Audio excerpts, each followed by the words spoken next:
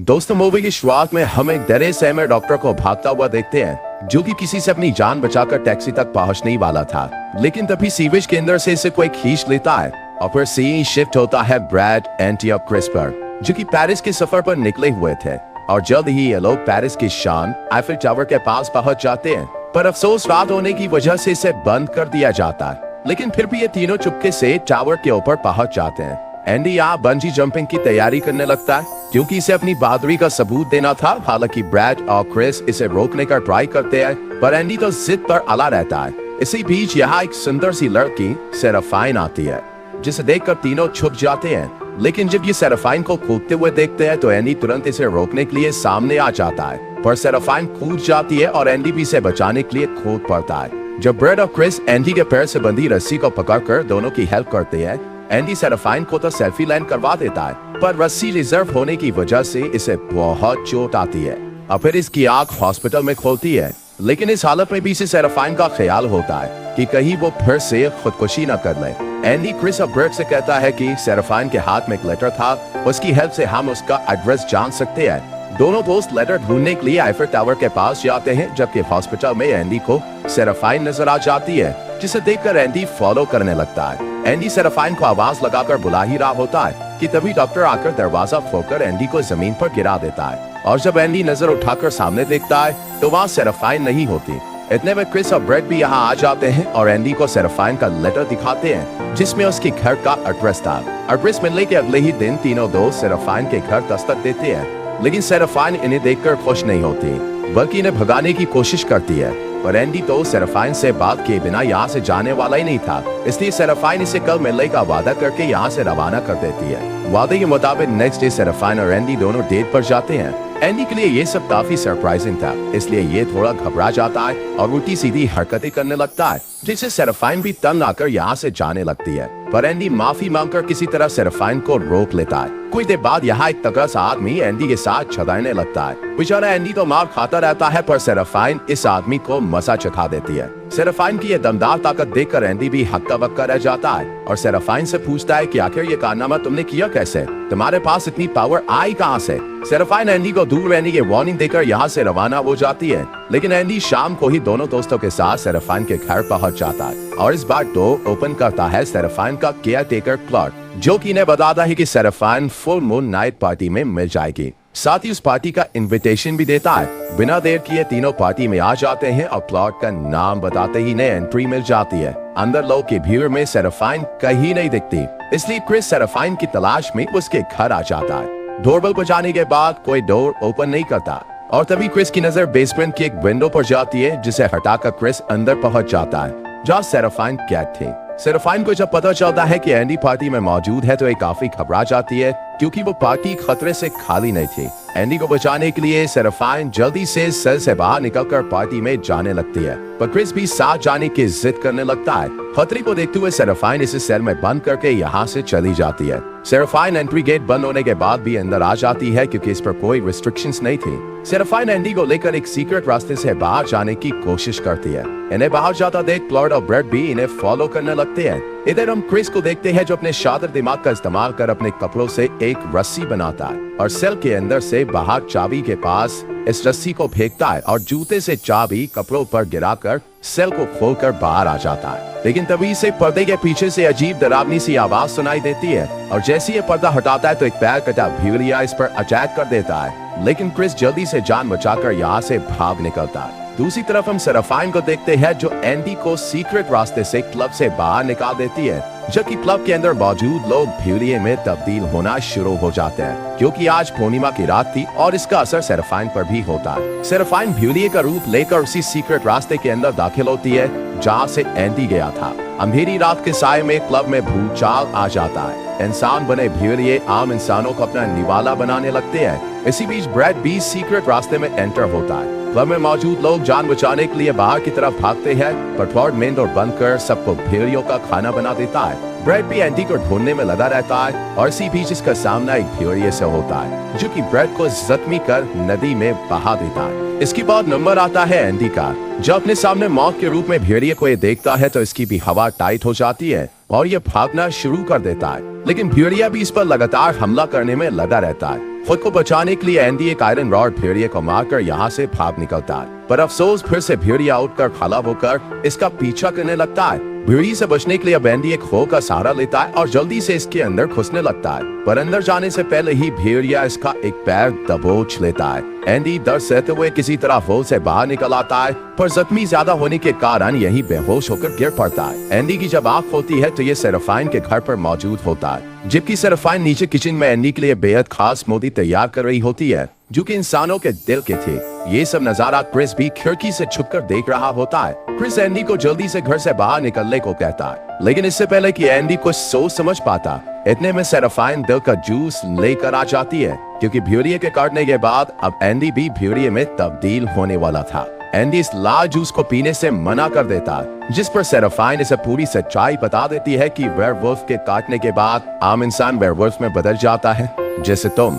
लेकिन एंडी को इस बात पर बिल्कुल भी यकीन नहीं होता और इतने में सेराफाइन की डरावनी सी मॉम यहाँ आ जाती है, जिसे देखकर एंडी बहुत ज्यादा डर जाता है, क्योंकि ये मर चुकी थी। लेकिन फिर भी एंडी इन्हें देख पा रहा था। एंडी ये सब देखकर जल्दी से खिड़की से कूदकर बाहर निकल जाता है। क्रिस भी एंडी के पास जाने की कोशिश करता है, पर क्लॉड इसे पकड़ लेता है। एंडी जब क्लब वाली जगह पर जाकर देखता है तो वहाँ कई इंसानों के बॉडी पार्ट्स होते हैं, लेकिन किसी का भी दिन नहीं होता। ब्रेड भी मर चुका था, इसलिए पुलिस इन्वेस्टिगेशन के लिए एंडी को अपने साथ पुलिस स्टेशन ले जाती है। यहाँ एंडी सब कुछ सच बताता है, पर किसी को भी इसकी बातों पर यकीन नहीं होता और सच्चाई जानने के लिए एंडी के पीछे डिटेक्टिव लगा दिया जाता है। धीरे धीरे एंडी की बॉडी में चेंजेस होने लगते हैं। रेस्टोरेंट में भी ये जानवरों की तरह खाना खाता है। इसी बीच इसकी नजर एमी नाम की एक लड़की पर पड़ती है, जो इसे काफी पसंद आती है और एमी भी एंडी के साथ लंच करने लगती है। पर जब एंडी डिश को खोलकर देखता है तो इसे अपने दोस्त ब्रेड का चेहरा दिखाई देता है, जिसे देखकर ये जोर जोर से चिल्लाने लगता है, जबकि एमी इस पर हंसती रहती है। एंडी जान बचाकर वॉशरूम में आ जाता है और यहाँ भी ब्रेड की आत्मा को देखकर इसके पसीने छूट जाते हैं। ब्रेड एंडी से कहता है कि जब तक तुम मेरे कातिल यानी भेड़िया को खत्म नहीं करोगे, तब तक मेरी सो यूं ही भटकती रहेगी। इसके बाद एंडी एमी को लेकर कब्रिस्तान जाता है और दोनों यही इंटीमेट होने लगते हैं, लेकिन इन्हें यह पता नहीं होता कि डिटेक्टिव इन पर नजर बनाए हुए है। इंटीमेट के दौरान एंडी के शरीर में बदलाव होने लगते हैं और ये जल्दी से पानी में कूद जाता है। एमी जब एंडी को देखने के लिए करीब जाती है तो एंडी भेड़िए का रूप लेकर बाहर निकल आता है, जिसे देखकर एमी डर कर यहाँ से एक रूम में छुपकर बैठ जाती है। लेकिन यहाँ डिटेक्टिव के डॉग की शैडो को ये भेड़िया समझकर कमरे से बाहर निकल आती है। एमी की आवाज सुनकर डिटेक्टिव भी अलर्ट हो जाता है और एमी से कहता है कि मैं पुलिस वाला हूँ। ये सुनकर एमी भी शांत हो जाती है, पर तभी भेड़िया एमी पर अटैक करके उसे मार देता है। डिटेक्टिव खुद को बचाने के लिए भेड़िए को शूट करता है, पर निशाना चूकने की वजह से भेड़िया इस पर भी हमला कर मौत के घाट उतार देता है। अगली सुबह जब एंडी की आंखें खोलती है तो सामने पुलिस और मीडिया होती है और एंडी बिना कपड़ों के होता है। पुलिस इसे एमी और डिटेक्टिव की डेड बॉडीज दिखाने ले जाती है और यहाँ एंडी को एमी और ब्रेड की सोल दिखाई देती है। एमी एंडी की मौत चाहती थी, जबकि ब्रेड अपने कातिल भेड़िए की मौत, क्योंकि तभी इनकी आत्मा मुक्त हो सकती थी। एंडी इन दोनों की मदद से बाहर निकल आता है और समझ जाता है कि अगर इसे फिर से नॉर्मल इंसान बनना है तो उसी भेड़िए का दिल खाना होगा जिसने इसे काटा है। लेकिन ऐसा करना एंडी के लिए बहुत ही मुश्किल था, क्योंकि इसे सेराफाइन ने बाइट किया था, जो कि एंडी की क्रश थी। ये देखकर एमी एंडी को मारने की कोशिश करती है, पर ब्रेड इसे बचा लेता है, जिस पर एमी ब्रेड से लड़ने लगती है। इसी बीच क्लॉड यहाँ आकर एंडी को चर्च के तहखाने में ले जाता है। क्लॉड चाहता था कि एंडी इनके भेड़िए के ग्रुप में शामिल हो जाए। क्लॉड एंडी को क्रिस के पास भी लेकर जाता है और क्रिस को मारने के लिए कहता है, पर एंडी दोस्ती का मान रखते हुए क्लॉड और इसके साथियों को ही मारने लगता है और जल्दी से यहाँ से बाहर निकलने की कोशिश करता है। पर क्लॉड के साथी से घेर लेते हैं, लेकिन सही वक्त पर सेराफाइन एंट्री करके एंडी को यहाँ से ले जाती है और सेराफाइन इस रास्ते को आग के हवाले कर दुश्मनों का रास्ता ब्लॉक कर देती है। इसके बाद सेराफाइन और एंडी दोनों पानी में कूदकर सेराफाइन के घर आ जाते हैं। सेराफाइन यहाँ एंडी को अपने सौतेले पिता से इंट्रोड्यूस कराती है, जो कि एक भेड़िया थे। सेराफाइन बताती है कि मेरे फादर एक डॉक्टर थे जिन्होंने मुझे बचाने के लिए मुझ पर एक्सपेरिमेंट किया, पर अफसोस वो एक्सपेरिमेंट गलत हो गया और सेराफाइन भेड़िया बन गई। ये देखकर इसके पिता ने भागने की कोशिश की, लेकिन सेराफाइन ने उनके पैर काट दिए, जबकि माँ को मार दिया। ये सब सुनकर एंडी इमोशनल होकर सेराफाइन को गले लगा लेता है और दोनों इंटीमेट होने लगते हैं। लेकिन तभी क्लॉड अपनी गैंग को लेकर यहाँ भी आ जाता है, पर इनके हाथ लगने से पहले ही एंडी यहाँ से भाग निकलता है और कुछ देर बाद फिर से सेराफाइन के पास बेसमेंट में आ जाता है, जहाँ सेराफाइन अपने पिता को जिंदा करने की कोशिश में लगी हुई थी। लेकिन कोई फायदा नहीं होता और सेराफाइन के फादर इस दुनिया से विदा हो जाते हैं। एंडी सेराफाइन से इसके फादर की रिसर्च के बारे में पूछता है। सेराफाइन रिसर्च से जुड़ी हर जानकारी देती है, लेकिन कुछ रिसर्च गायब थे जिन्हें असल में क्लॉड ने ही चोरी कर लिया था। ये वो प्रयोग थे जिनसे वेयरवुल्फ महीने में कभी भी ट्रांसफॉर्म हो सकते थे। इस डेटा को ढूंढना बहुत जरूरी था और इस मुश्किल काम को आसान बनाता है एक नोट, जिस पर लिखे एड्रेस की मदद से सेराफाइन और एंडी दोनों एक पार्टी में पहुंचते हैं। ये पार्टी क्लॉड ने इसलिए बनाई थी ताकि वो इस बहाने अमेरिकन को अपना निशाना बना सके।